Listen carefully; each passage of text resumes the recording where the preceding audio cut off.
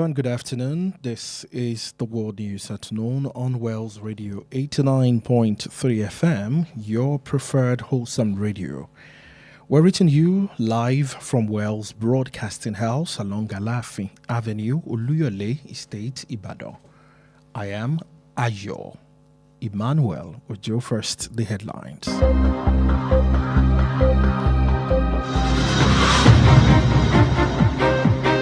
Federal government in talks with World Bank for fresh $1.25 billion loan.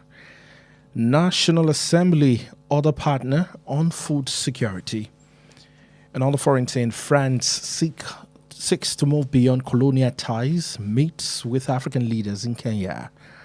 In America, Donald Trump says Iran's ceasefire is on massive life support. And in the ever-exciting world of sport, Tobi Amusan targets third African hurdle title in Accra. Those are the headlines. Now the news in detail.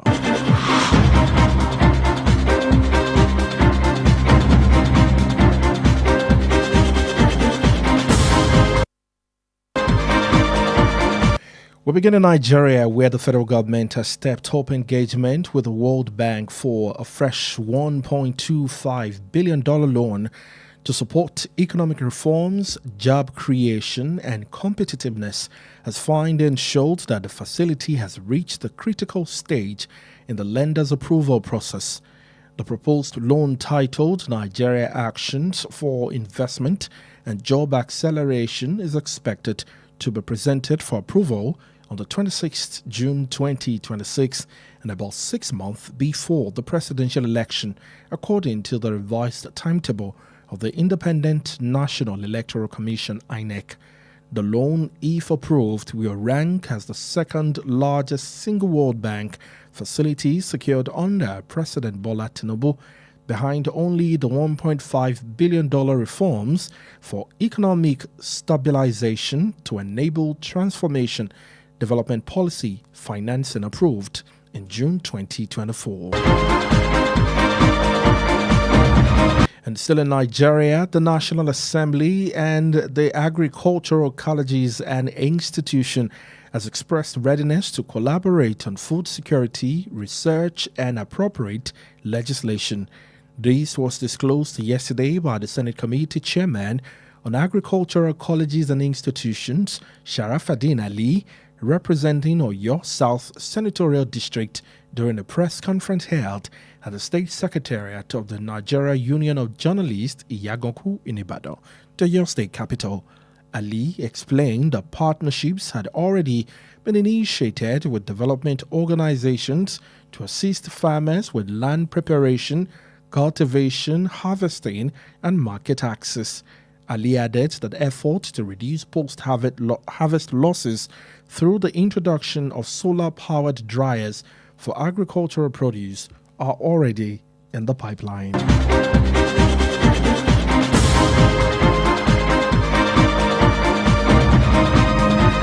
And moving on, still on the national scene, the chairman of the Independent National Electoral Commission, INEC, Professor Joash Amukwita, has reaffirmed the critical role of core members in Nigeria's democratic process, revealing that INEC would mobilize over 1.4 million ad hoc staff, largely drawn from the National Youth Service Corps (NYSC) for the 2027 elections.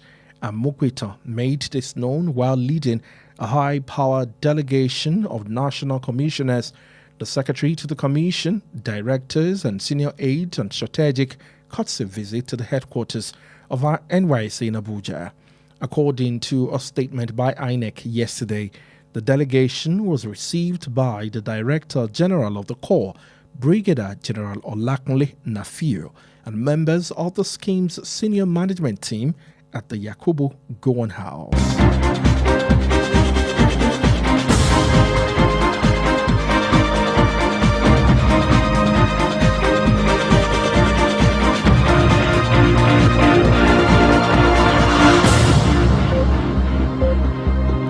And if you're just joining us, this is still the World News at noon on Wells Radio 89.3 FM. And now to the foreign scene. France is broadening its horizons by co-hosting a summit of African leaders in English-speaking Kenya for the first time amidst accusation of neo-colonial meddling in many African countries where it has traditionally had close ties. The French President Emmanuel Macron, speaking at the Africa Forward Summit in the capital, Nairobi, yesterday announced investment worth $27 billion in Africa in areas such as energy transmission, digital and AI, the maritime economy, and agriculture. The two-day summit is aimed at broadening Paris partnerships and making investment deals on the continent against a backdrop of the rising anti-French sentiment and diminishing power in its former colonies, especially in West Africa. This reflects a step change to how Paris thinks of its relationship with Africa. And meanwhile, the United States President Donald Trump says the month-long ceasefire between the United States and Iran is under serious strain. Speaking at the Oval Office yesterday, Donald Trump described the truce as still active but unbelievably weak, warning the tensions between both nations remain high. Following the remarks, Iranian Parliamentary Speaker Mohammad Ghalibaf said Iran's armed forces were fully prepared to respond to any aggression. In a statement posted on X, he warned that Iran was ready to teach a lesson to any country that attacks it. The latest exchange comes after Iran submitted a counter-offer to Washington on Sunday, outlining its conditions for ending the conflict and reopening the Strait of Hormuz. The president rejected the proposal, calling it totally unacceptable and dismissing it as a piece of garbage. However, Iranian Foreign Ministry spokesperson Ismail defended the proposal, describing it as both responsible and generous.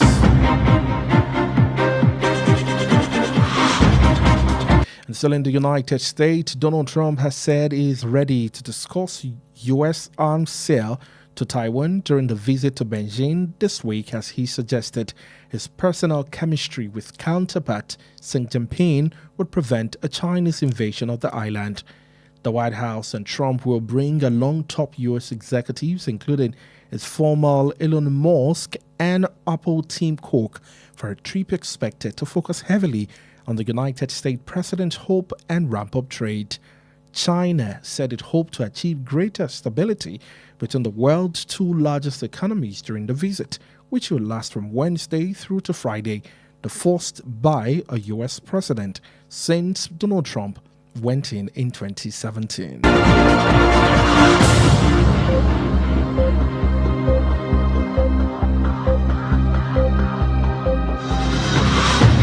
And finally, in the ever-exciting world of sport, world record holder and five-time national champion Tobi Amusan will target a third African 100-meter hurdle title. She begins her campaign as the 2026 Africa Senior Athletics Championship in Accra, Ghana, which gets underway at the University of Ghana today.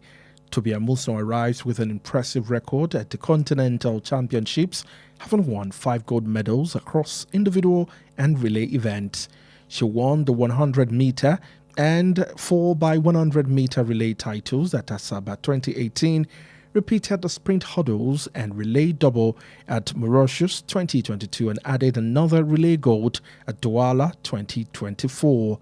She was, however, expected to challenge for a third 100 hurdle crown in Douala, but did not compete in the individual event for personal reasons. And that's it on the world news at noon. Before we end the news, here are the highlights. In Nigeria, the federal government has stepped up engagement with the World Bank for a fresh $1.25 billion loan to support economic reforms, job creation, and competitiveness. A finding showed that the facility has reached a critical stage in the lender's approval process. The National Assembly and the agricultural colleges and institutions has expressed readiness to collaborate on food security, research, and appropriate legislation. France is broadening its horizons by co-hosting a summit for African leaders in English-speaking Kenya for the first time amidst accusation of neo-colonial meddling in many African countries where it has traditionally had close ties. And in the United States of America, the president says the month-long ceasefire between the United States and Iran is under serious strain. Speaking at the Oval Office yesterday, Donald Trump described the truce as still active but unbelievably weak, warning that tensions between both nations remain high. And finally, in the ever-exciting world of sport, world record holder and 5-time national champion Tobi Amusan will target a third African 100-meter hurdle title as she begins her campaign for the 2026 Africa Senior Athletics Championship in Accra, Ghana, which gets underway at the University of Ghana today. And that's it on the news at 12. The bulletin was compiled and edited by Kunle Olowu. Now stay connected with us on all our social media platforms at Wells Radio 893. Also like us on our Facebook page at Wells Radio 893 FM fan page. You can also listen live on our website www.wellsradio893.com. Also call or WhatsApp Wells Radio Newsroom on 0916 893 2000 0916 893 2000 for any eyewitness account. Up next is IROYIN AGBAYE with Oye Olorun Adegoke. I am Ayo Emmanuel Ojo. Thank you for listening. Good afternoon. God bless you.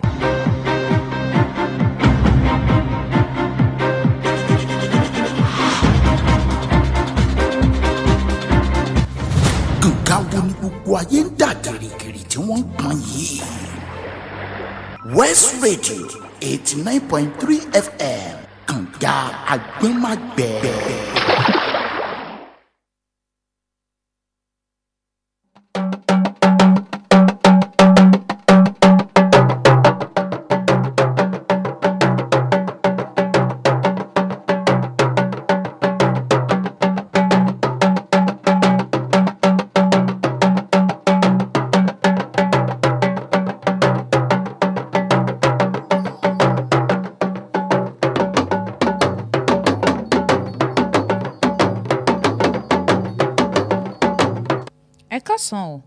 Àkójọpọ̀ ìròyìn àgbáyé ló ń dé sí ti gbọ́ yín láti ìkànnì kànga àgbọ́nmàgbẹ̀ Wells Radio 89.3 FM ti àkàlẹ̀ sọ́pọ̀pọ̀nà Aláàfin Avenue Olúyọ̀lé Estate Ìbàdàn. Oyè Ọlọ́run Adégòkè lóníròyìn yín ṣáájú ẹ̀gbọ́n àwọn kókó tó wà nínú ìròyìn náà. Ìjọba àpapọ̀ orílẹ̀-èdè yìí náà ti ń bá ilé ìfowópamọ́ àgbáyé sọ̀rọ̀ lórí owó ìyá kan tí í ṣe bílíọ̀nù kan owó ilẹ̀ òkèrè dọ́là ó lé ní 25. Ilé aṣòfin àgbà orílẹ̀-èdè yìí tó ń ti àwọn mìíràn náà ti fọwọ́sowọ́pọ̀ lórí ààbò oúnjẹ tó ń ti bí oúnjẹ bí ó ti sùn wá bọ̀. Ìlú France ti gbé ìgbésẹ̀ eléyìí tó kọjá ọ̀rọ̀ ìbáṣepọ̀ ìmúnisìn bí wọ́n ti ń pàdé pẹ̀lú àwọn olórí ilẹ̀ adúláwọ̀ nílùú Kenya. Trump sọ̀rọ̀ lórí àdéhùn jogun omi ìlú Iran bó ti wà lórí ohun tí ń ṣàtìlẹ́yìn láti gbèrò tó wà ní ẹsẹ̀ kan ayé tó ń ti ẹsẹ̀ kan ọ̀run kó má bàa bàjẹ́ tàbí já pàtì. Nínú ìròyìn eré ìdárayá lágbàáyé, Amusan ló ti ń fojú sun ìdíje eré sísá ilẹ̀ adúláwọ̀ tó jẹ́ ẹlẹ́ẹ̀kẹta nílùú Accra. Ní báyìí o, ìròyìn náà rèé lẹ́kùnrẹ́rẹ́.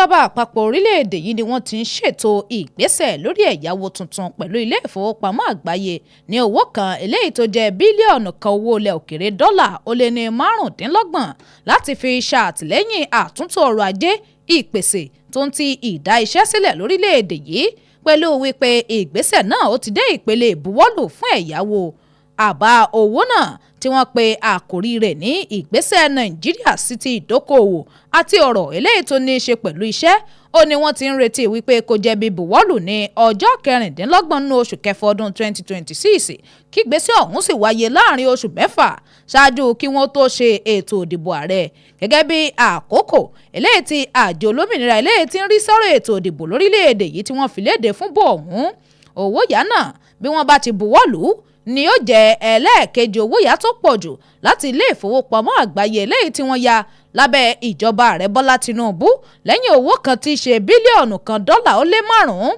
tó jẹ́ fún àtúntò ìmúdúróṣinṣin ọrọ̀ ajé eléyìí tí wọ́n buwọ́lù ọ̀hún nínú oṣù kẹfà ọdún tó kọjá ọdún 2024. ilé aṣòfin orílẹ̀-èdè yìí tó fi mọ́ kọ́lẹ́ẹ̀gì kẹ́kọ̀ọ́ nípa ìmọ̀ ọ̀gbìn àti ilé ẹ̀kọ́ gíga onámọ̀ ti ṣàfihàn pé àwọn ti ṣetán wàyí o láti fọwọ́sowọ́pọ̀ lórí ọ̀rọ̀ oúnjẹ bí oúnjẹ ó ti sùn wábọ̀ tó fi mọ́ àwọn iṣẹ́ ìwádìí tó ń ti àwọn ìgbésẹ̀ òfin eléyìí tó bá yẹ káwọn gbé ọ̀rọ̀ ọ̀hún ló jáde lánàá òde yìí látọ̀dọ̀ alága àgbìmọ̀ ilé aṣòfin lórí ọ̀rọ̀ tó ní í ṣe pẹ̀lú kọ́lẹ́ẹ̀gì àti ilé ẹ̀kọ́ gíga nípa iṣẹ́ ọ̀gbìn yìí Sharafadeen Ali ẹni tó jẹ́ pé ń sojú apá gúúsù ẹkùn elétò òdìbò aṣòfin ìpínlẹ̀ Ọ̀yọ́ òun ló sọ̀rọ̀ ọ̀hún di mímọ̀ lákòókò àpéjọpọ̀ àwọn oníròyìn ní sẹkítẹ́rìàtì ẹgbẹ́ àwọn oníròyìn tó jẹ́ akọ̀ròyìn orílẹ̀-èdè Nàìjíríà tó wáyé ní Ìyágànkù Ìbàdàn olúòpínlẹ̀ Ọ̀yọ́ níbẹ̀ ńlá lè ti ṣàlàyé pé ìbáṣepọ̀ wọn dá lórí ìdàgbàsókè àwọn àjọ láti fi ṣèrànwọ́ fún àwọn àgbẹ̀ pẹ̀lú ọ̀rọ̀ ilẹ̀ ní o tó ń ti ìpamọ́ ilẹ̀ ní o ìwalẹ̀ tulẹ̀ àti ọ̀rọ̀ tó ní í ṣe pẹ̀lú ìkórè nǹkan oko tó fi mọ́ bí wọ́n ó ṣe ní àǹfààní sí ọjà tí wọ́n ó ti máa ta àwọn nǹkan tó bá pèsè àlè wá fi kún un pé akitiyan láti mú àdínkù bá ìpàdánù lẹ́yìn ìkórè ó ní ti ń lọ lọ́wọ́ o nípasẹ̀ ohun èlò eléyìí tó máa ń lo iná pẹ̀lú agbára òun fún kí àwọn nǹkan ọ̀gbìn wọn tó bá wà ńlẹ̀ kó lè gbẹ ó pé ìgbésẹ̀ ó ti wà létò kalẹ̀.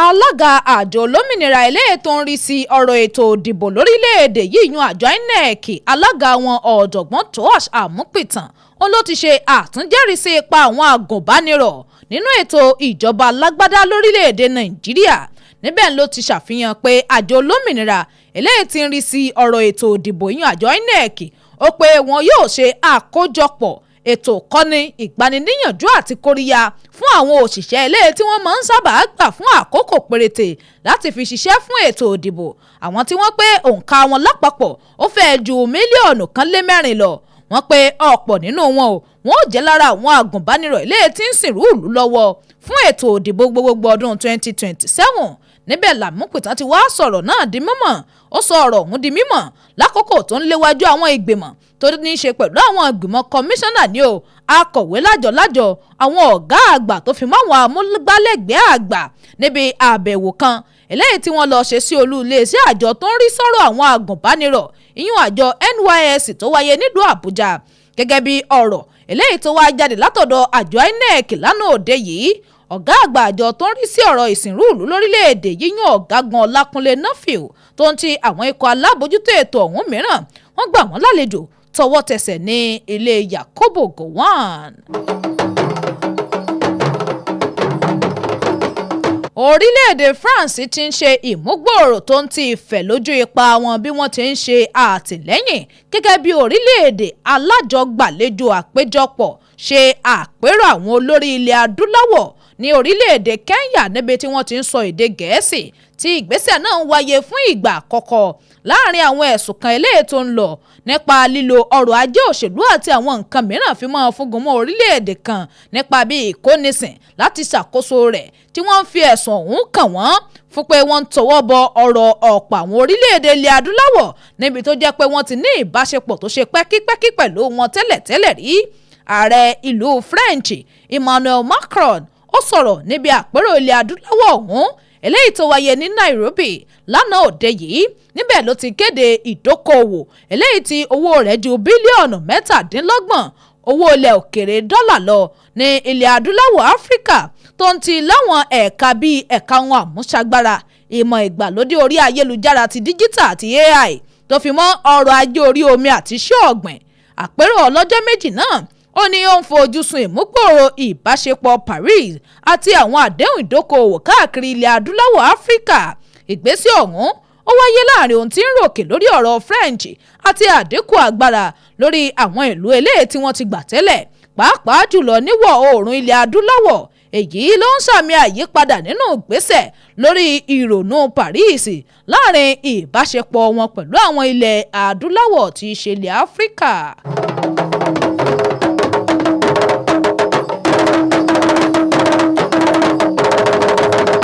Ààrẹ orílẹ̀-èdè Amẹ́ríkà Donald Trump ló ti sọ̀rọ̀ lórí àdéhùn jogun omi eléyìí tó wà láàrin orílẹ̀-èdè Amẹ́ríkà àti Iran. Ó pe ìgbésẹ̀ ọ̀hún mọ̀ ti wà lábẹ́ ohun tó lágbára báyìí o àti bó ṣe ṣeé ṣe kó jẹ́ pé ó lè já pàtì lákòókò yòówù. Ó sọ̀rọ̀ ọ̀hún lánàá òde yìí níbi tí Trump ti ṣàpèjúwe ìgbésẹ̀ alálàáfíà ọ̀hún gẹ́gẹ́ bí èyí tó sì wà nílẹ̀ ṣùgbọ́n tí kò ní agbára mọ́. Ó wáá ṣe ìkìlọ̀ lórí ohun tí ń ròkè láàrin orílẹ̀-èdè méjèèjì. Lẹ́yìn ọ̀rọ̀ náà alukoro ilé aṣòfin Iran Mohammed Ghalibaf ó sọ̀rọ̀ lórí ìgbáradì àwọn ọmọ ológun ìlú Iran náà tó pé wọ́n ti wà nílẹ̀ nígbáradì láti fèsì sí ìgbógun tí yòówù tó bá fẹ́ ṣẹyọ. Nínú ọ̀rọ̀ kan tó wá fi sójú òpó ìtàkùn ayélujára X rẹ̀ níbẹ̀ ló ti ṣe ìkìlọ̀ wípé Iran ti ṣetán láti kọ́ orílẹ̀-èdè yòówù tó bá fẹ́ ṣe ìkọlù lẹ́kọ̀ọ́ àti láti kọ́ wọn lọ́gbọ́n. Ọ̀rọ̀ yìí ló wáyé lẹ́yìn tí Iran jíṣẹ́ àbá mìíràn lórí ohun tí wọ́n fẹ́ èyí tí wọ́n fi ṣọwọ́ sí Washington lọ́jọ́ Àìkú. Níbẹ̀ ni wọ́n ti ṣàlàyé ohun tí wọ́n fẹ́ àti bí òpin bí ó ti dé bá wàhálà tó ń ti bí wọ́n ó ti ṣàtúnṣe ọ̀nà orí omi Hormuz. Ààrẹ Trump ó kọ àbá ọ̀hún ó sì ṣe ìkódànù rẹ̀.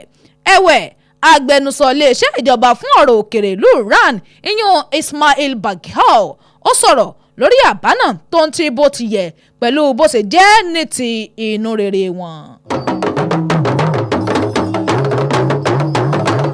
Ààrẹ Donald Trump ti sọ̀rọ̀ pé òun ti ṣetán wàyí láti jíròrò sọ̀rọ̀ lórí báwọn ó ti máa ta ohun ìjagun orílẹ̀-èdè Amẹ́ríkà sílùú Taiwan lákòókò àbẹ̀wò rẹ̀ léyìí tó ṣe lọ sílùú Beijing lọ́sẹ̀ yìí. Bó ṣe ń dábàá pé àjọṣepọ̀ ilé tó wà láàrin òun àti akẹgbẹ́ rẹ̀ tó jẹ́ ààrẹ Xi Jinping ó pé kò ní jẹ́ kí Chinese ó kógun ja ẹrù kùsọ̀ ọ̀hún o.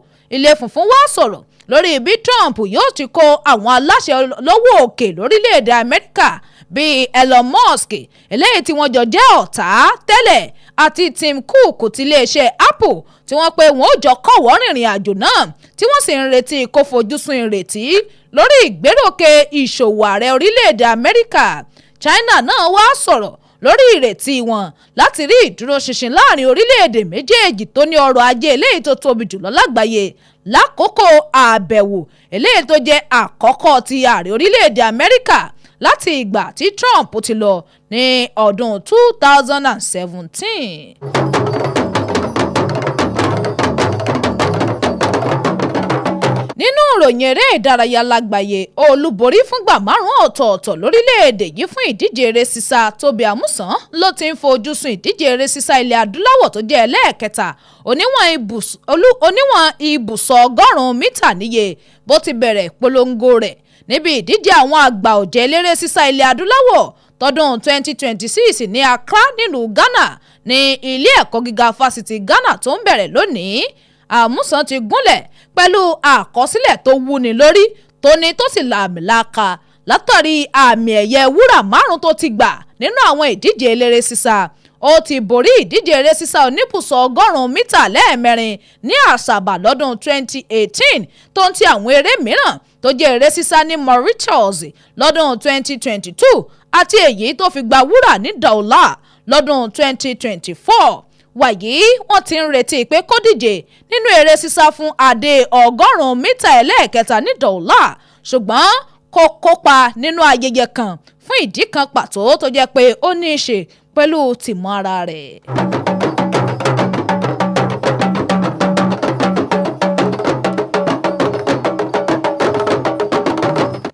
lópin àkójọpọ̀ ìròyìn àgbáyé fún tọ̀sán tòní ṣùgbọ́n kí n tó máa lọ ẹ̀gbọ́n àwọn kókó tó wà nínú ìròyìn náà lẹ́ẹ̀kan sí i.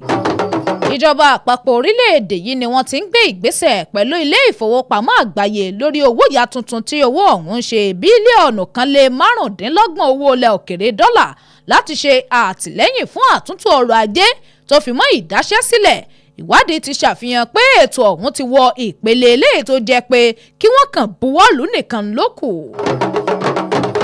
Ilé aṣòfin àgbà orílẹ̀-èdè yìí tó fi mọ́ kọ́lẹ́ẹ̀gì kẹ́kọ̀ọ́ nípa iṣẹ́ ọ̀gbìn àtàwọn ilé ẹ̀kọ́ gíga ọ̀nà ti ṣàfihàn ìṣetán wọn láti fọwọ́sowọ́pọ̀ lórí bí ààbò ti wà fún oúnjẹ bóúnjẹ ó ti sùn wábọ̀ tó ń tàwọn iṣẹ́ ìwádìí àti àwọn ìgbésẹ̀ òfin eléyìí tó bá yẹ. Orílẹ̀-èdè France ti ń ṣe ìmúgbòòrò ipa wọn láti ṣe àtìlẹ́yìn lórí ìgbésẹ̀ àjọgbanilálejò níbi àpérò kan tí ó ní í ṣe pẹ̀lú àpérò àwọn olórí ilẹ̀ adúláwọ̀ tó ń wáyé nílùú Kenya fún ìgbà àkọ́kọ́ láàrin ọ̀rọ̀ ẹ̀sùn kan tó ní í ṣe pẹ̀lú ìtọwọ́bọ ọ̀rọ̀ ìlú mìíràn bíi ìmúnisìn àti ìdásí nínú ọ̀rọ̀ ọ̀pọ̀ orílẹ̀-èdè adúláwọ̀ níbi tí wọ́n ti ní ìbáṣepọ̀ eléyìí tó ṣe pẹ́kípẹ́kí tẹ́lẹ̀ rí. Ààrẹ orílẹ̀-èdè Amẹ́ríkà Donald Trump ló ti sọ̀rọ̀ lórí àdéhùn jogun omi olóṣùgbọ̀rọ̀ tó wà láàrin orílẹ̀-èdè Amẹ́ríkà àti Iran bó ti wà lórí ipò eléyìí tó lágbára wà yìí. Ó sọ̀rọ̀ lánàá níbẹ̀ ló ti ṣàpèjúwe àdéhùn alálàáfíà náà bí èyí tó sì wà nílẹ̀ ṣùgbọ́n tí kò ní agbára mọ́ pẹ̀lú ìkìlọ̀ lórí ohun tí ń ròkè láàrin orílẹ̀-èdè méjèèjì ọ̀hún. Nínú ìròyìn eré ìdárayá lágbàáyé olúborí márùn-ún ọ̀tọ̀ọ̀tọ̀ orílẹ̀-èdè yìí tó tún jẹ́ ìràwọ̀ àgbáyé tó bí amúsàn ó ló ti ń fojú sùn ìdíje eré sísá ọlọ́gọ́rùn-ún mítà ti ilẹ̀ adúláwọ̀ tó jẹ́ ẹlẹ́ẹ̀kẹta bó ṣe ti bẹ̀rẹ̀ polongo rẹ̀ níbi ìdíje àgbà ọ̀jẹ̀ eléré sísá ilẹ̀ adúláwọ̀ fún ọdún 2026 nílùú Accra ní ilé ẹ̀kọ́ gíga fásitì Ghana lónìí. Èyí lópin àkójọpọ̀ ìròyìn àgbáyé fún tọ̀sán tòní. Àkójọpọ̀ tó ń ti àtúntò ìròyìn náà ló wáyé látọwọ́ Kúnlé Olówù. Ẹ darapọ̀ mọ́ wa lójú òpó ayélujára wa gbogbo Wells Radio 893 lójú òpó Facebook wa Wells Radio 893 FM fanpage lórí ìtàkùn àgbáyé www.wellsradio893.com. Fún ìròyìn eléyìí tí ó bá ṣojú yín tẹ́ ẹ fẹ́ kàn sí wa lé lórí ẹ lè kàn sí kúlù ìkóròyìnjọpọ̀ wa lórí nọ́mbà yìí 09168932000. Oyè Ọlọ́run Adégòkè lóníròyìn yín ẹ ṣeun tẹ́ ẹ̀ ń gbọ́ wa o Ọlọ́run yóò bùkún fún yín ẹ kú kalẹ̀.